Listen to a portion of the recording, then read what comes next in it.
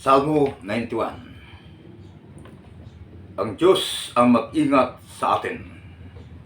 Siya maghangad ng pagkupkup ng katastaasan at manatili sa pagkalinga ng makapangyarihan. Ay makapagsabi sa Diyos, muog ka't kanlungan, ikaw ang aking Diyos, ang Diyos na tangi kong pinagtiwalaan.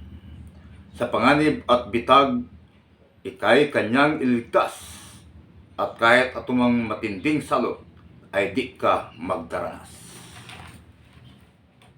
Lulukuban kanya sa lilim ng kanyang malapad na pakpak, at sa kalinga niya ay palagi kang makatitiyak.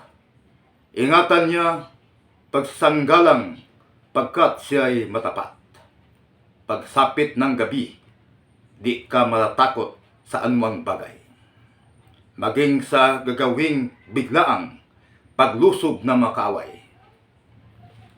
Ni sa anumang darating na salot pagkagat ng dilim, sa pagpuksay wala kang takot sa araw man dumating.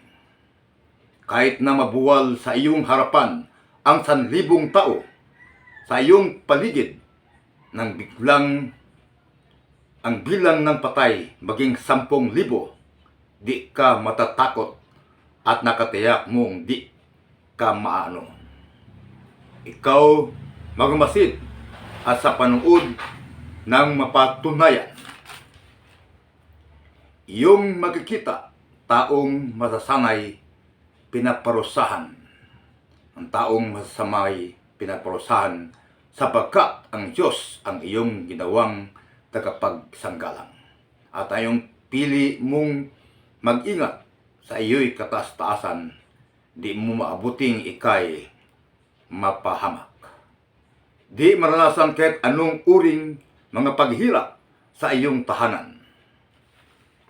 Sa kanyang mga anghel, ika'y itatagubilin.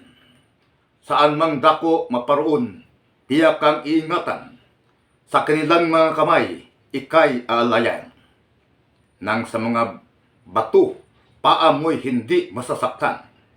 Iyong tatapakan kahit mga ahas o liyong mabagsik, di ka mag-ano sa serpente liyong mabangis. Ang sabi ng Diyos, ililigtas ko ang mga tapat sa akin, at ingatan ko ang sinumang taong ako'y kikilalanin. Kapag sila'y tumatawag, laging handa ako na sila'y pakinggan. Aking sasamahan, at kung may problema ay sasakluluhan. Aking iligtas, ang bawat isa ay paparangalan. Sila'y bibigyan ko't gagantipalahan ng mahabang buhay. At nakatitiyak, tatamuhin nila aking kaligtasan. O Panginoon, sa sandaling ito, humihiling ako ng biyaya ng kaligtasan sa iyong pangalaga at paggabay para sa akin at aking mga mahal sa buhay.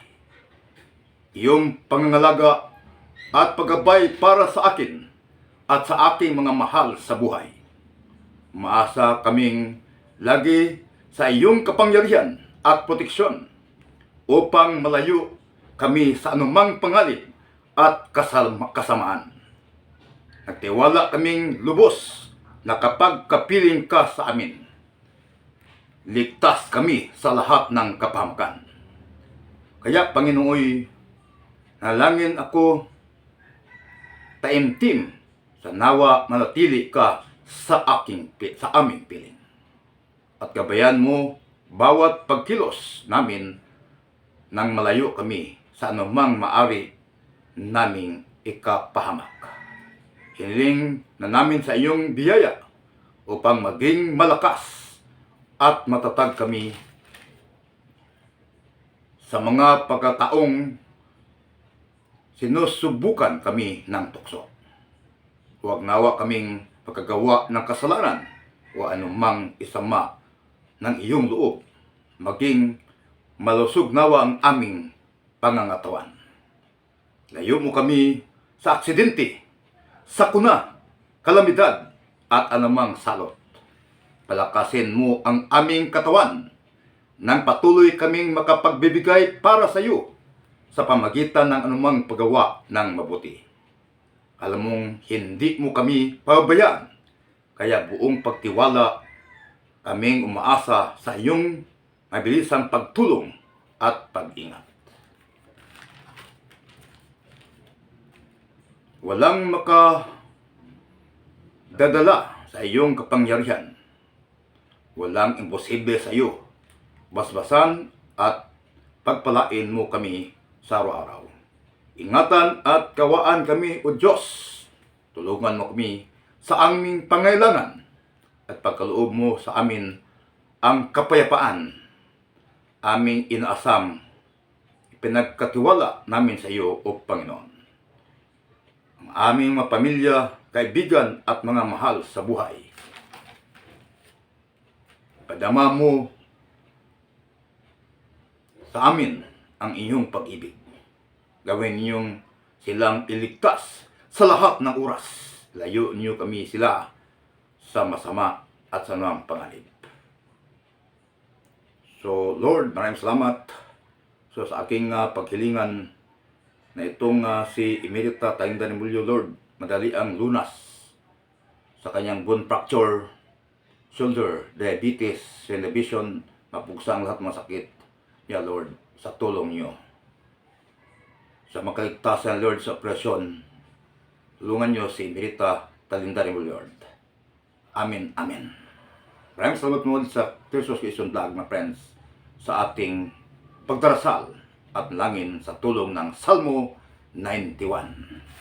Salmo 91. Ito ay ang Diyos ang mag-iingat sa atin.